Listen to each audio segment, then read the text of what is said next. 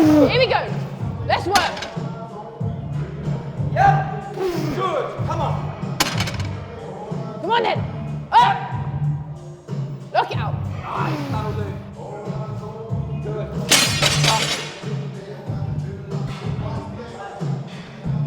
I completely fucked that first pull.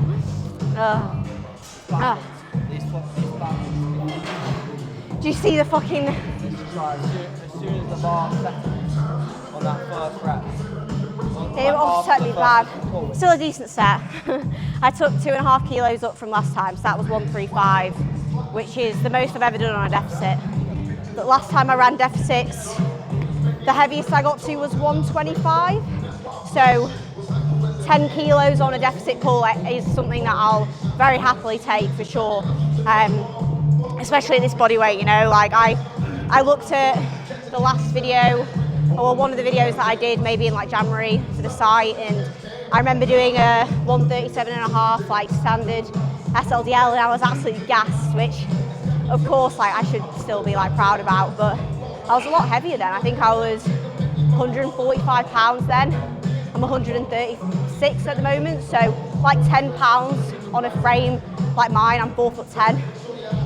It makes a huge difference. So yeah, still happy with that. Like my attachment to like numbers on movements like this is so different. Of course I still want to progress, but like I'm not going to come away from that and like be wiping tears away because I didn't match reps. Like I made it move on a fucking really like awful set. So, you know, at least I got it to move, and next time I'll just keep making it better, and that's all you can ever do. Like, don't be afraid of a set not being perfect the first time you do it. You know, it's rarely ever going to be, especially if you're doing shit you've never done before. It might look a bit messy, might look a bit rough, especially if your platform's a bit dodgy as well, but that's bodybuilding, you know, you do something, it's maybe not perfect the first time, but you continue to perfect it and, you know, continue to perfect that art every session. So I standard onto single arm D-handle pull down. I'm sure you're all sick of seeing us do these repetitively. But, you know, it works, and I have to do what is necessary for my goals, and this is something I think about all the time when it comes to anything with bodybuilding, like how intensely you approach, you know, your off season, or how rigid you want to be with some things, or how balanced you want to be. It's all relative to your goals, you know. Like if you have big goals, your actions and the way that you manage specific things have to correlate with the outcomes that you want, you know. So it's like with this, even if it's boring to some people, and like would I love to rag a lat pull down that like on a standard seated setup like that? I'd love to, but my back would look shit on stage. And to me, it's more important for me to have a strong physique on stage because I have big competitive goals.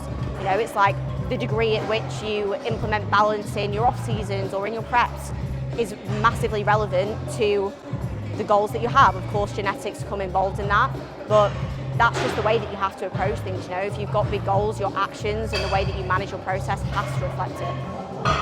Yes, come on, let's go. Keep going, keep going, keep moving. Good.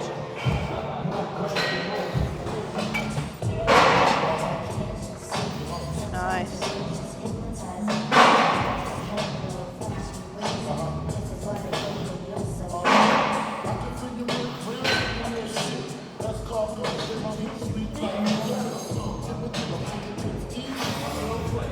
Let's go.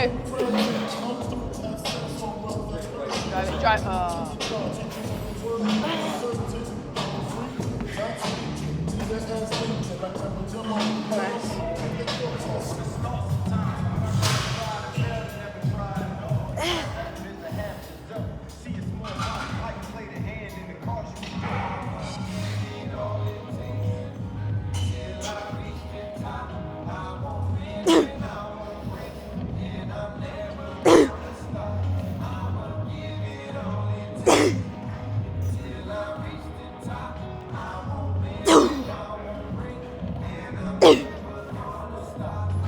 So, absolute disaster. We've had to change the order of the session. In all seriousness, like somebody's on the single arm row, so we're just going to do the upper back pull down first instead. Like, it's really not the end of the world. People stress big time about you know, having to change something a little bit. I mean, Ella's already touched on it, but if somebody's on a piece of kit that's like scheduled next in your session, unless it's like the main movement, just do something else, like move on. Don't wait around because it's just pointless, and in the grand scheme of things you'll be much better actually just getting some effective work done, keeping in the groove of like the session, rather than just sitting and waiting around and then stressing and complaining about something that honestly doesn't really matter. Nice.